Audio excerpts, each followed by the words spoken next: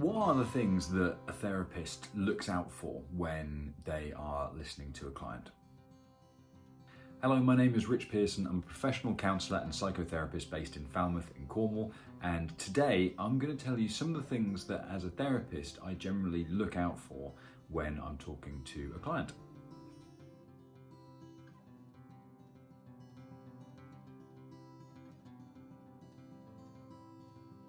So I want to make it clear that this is not an exhaustive list, and it's not something that as soon as I hear it I go, that's it, that's what's wrong with that person, or this is something that will solve their problems or anything like that.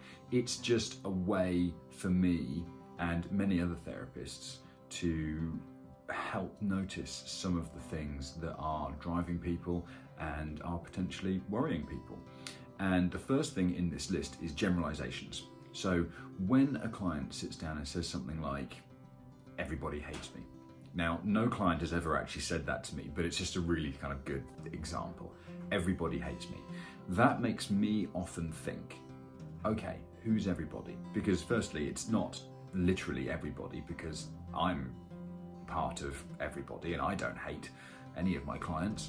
I don't hate anyone, really. I mean, I hate things like fascism and the latest Matrix film, but nothing else really when it comes to actual hatred. So I try and look to the client to say, who is everybody in this explanation that you're giving me? And quite often, everybody might just be one person.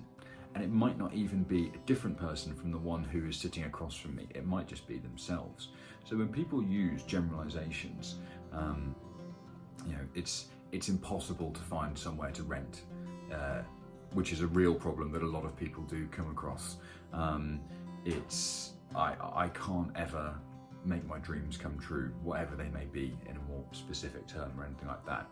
Those are all things that I don't look at trying to break people down into really literal statements, but they are things which when I hear them, I think, okay, there's something that we can work with there. And I'm not saying that you shouldn't say these things to a therapist. You should say whatever you feel like is important for the work to go on, and whatever you're feeling in that moment. It's important for clients to be congruent as much as it is for a counsellor. But generalizations are something that I really look out for. The second thing that I often think of in terms of things that I look out for, which raise a little flag in the back of my head, are, and I can't really think of other way to say this, but compulsions. So when someone says, I should is a really important keyword which a lot of counsellors will pick up on. So I should be doing better in school. I should be a better husband. I should be spending more time with my kids. And the reason that this is an important one that a lot of counsellors will pick up on is when you hear that, you think, who is dictating that to you? Who is saying what you should and shouldn't be doing? Because in anything, whether it's doing better in school or being a better husband or spending more time with your kids or anything like that, those are all things which are, one, quite difficult to measure, and two, it's to say, who is the person that's going to say what is or isn't a right amount of success in any of those fields, and where does that come from?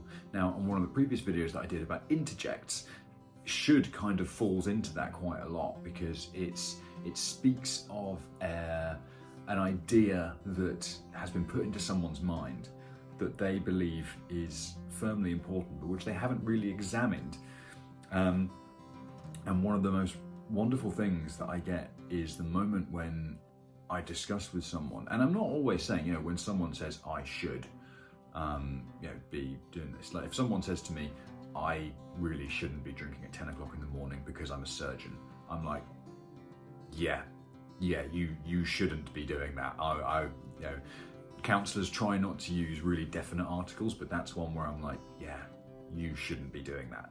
But with almost everything else, it's kind of like, where, let's explore that. Where does it come from, this idea that you shouldn't do something or you should be doing something else? And it often really helps. And the last thing that we look out for. And these are sort of less of a telltale kind of thing, and something that more just helps us is imagery.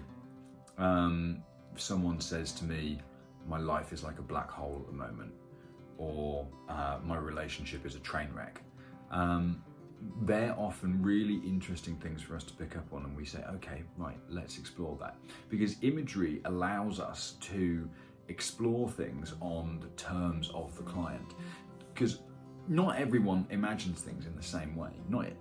A lot of people don't even think about things in the same way.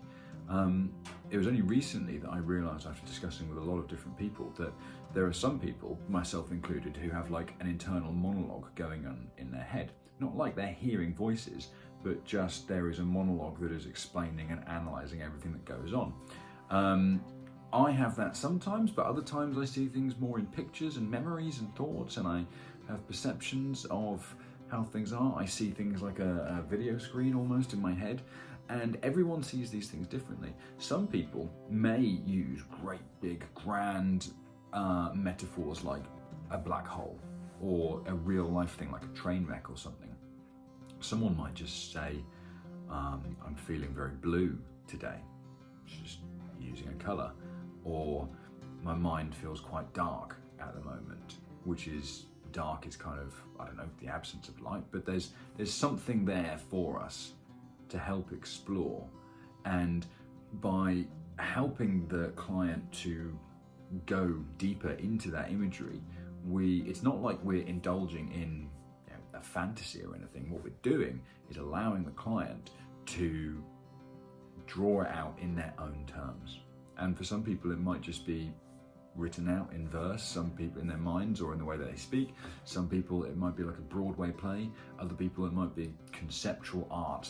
They say that there's colours everywhere, or there's numbers that join things, or anything like that. So those are three of the kind of things that I as a counsellor, I know a lot of other counsellors do, look out for, which is generalisations, compulsions, if that's the right word to use, and imagery. And again, please don't feel like if you are sat there in a counselling session with your therapist and you say, oh, I really shouldn't use the metaphor of black holes and train wrecks because everyone's going to think I'm being really cliched if I do. You should say whatever you feel is relevant and leave it to the counsellor to help pick out the things that are relevant to you. But those are the things that, for myself, I often listen out for. I hope you've enjoyed this short video on some of the things that counsellors try and look out for in their sessions. If you'd like to see more videos like this, please feel free to subscribe, and I will see you all tomorrow for the next video. Thanks very much.